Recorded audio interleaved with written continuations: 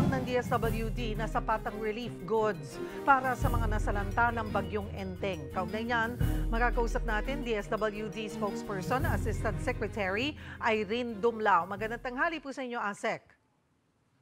Magandang tanghali, Ms. Cheryl. Magandang tanghali din po sa lahat ng sumusubaybay ng inyong programa. ASEC, kumusta po yung distribution ng food packs at non-food items sa mga nasalanta ng bagyo?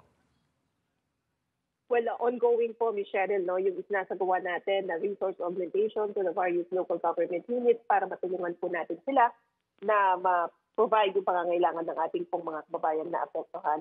In fact, as of this morning, nakapagpahatid na tayo ng mga initial, mga family food packs dito po sa National Capital Region, sa Albay at Camarines Sur in Region 5, in Antique and Negros Occidental sa Region 6. Gayon din po sa Eastern Samar, sa Northern Samar at sa Western Samar sa Region 8. Nakapagpatid na nga po tayo ng mga family food packs and non-food items na pinabibilangan ng mga family kits, hygiene kits, and kitchen kits. And as we speak with Cheryl, ongoing yung dispatch pa ng mga family food packs mula sa ating National Resource Operations Center patungo dito sa mga lugar na naapektuhan. This is an addition, of course, to the family food packs na naka-preposition na po doon sa mga lugar na nabanggit. Ito po yung usual na food packs po na pinamimigay natin. Ano ho ba yung mga laman nito, ASEC? At ilang miyembro po ng pamilya ang kaya nitong pakainin? Yes, yung isang family food pack po natin, ito po yung nakabox. Naglalaman po iyan ng 6 kilos na rice. Meron din po yung 10 delata na kinabibilangan ng corned beef or either corned beef or meatloaf. And then meron din po yung tuna steaks in oil and then sardines. Meron din po yung 5 sachets ng coffee and 5 sachets ng Chocomalt. A family food pack is good for a family of 5 and could last for 2 to 3 days, Michelle. At gaano po kadalas sila mamibigay? Kaya po yan, every 2-3 days ay namimigay po tayo. Tama po yan, Ms. Cheryl. Actually, ang ginagawa nga po natin as a strategy with the local government units, the request, the total number of affected, una natin nang naipapahatid. And then, yung mga karagdagan po ng mga food packs ay dumarating na po in 2 to 3 days, kaya nga nang nabanggit mo. In some areas, ginagawa na natin ay dinodoble na natin yung naipapahatid para minsanan yung provision of assistance. But ito po ay napag-uusapan with the local government units to ensure lang yung seamless distribution of food packs, Michelle.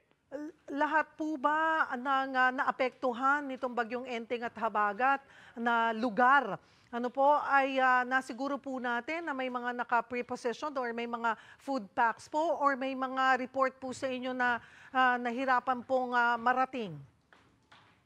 Well, sa kasalukuyan, Ms. Cheryl, dahil nga may mga naka-preposition na tayo ng mga food packs strategically sa iba't ibang lugar sa ating bansa, nagiging madali po yung pag-access sa mga family food packs.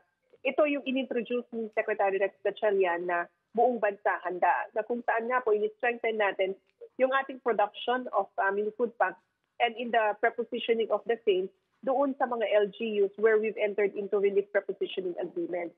So that's strengthening the supply chain, one. And then sa supply chain 2 naman, ito yung ating mga existing framework agreements with private distributors na kung saan nakukomplement nila yung napoproduce natin ng mga family food packs. So private-driven yung ating supply chain 2.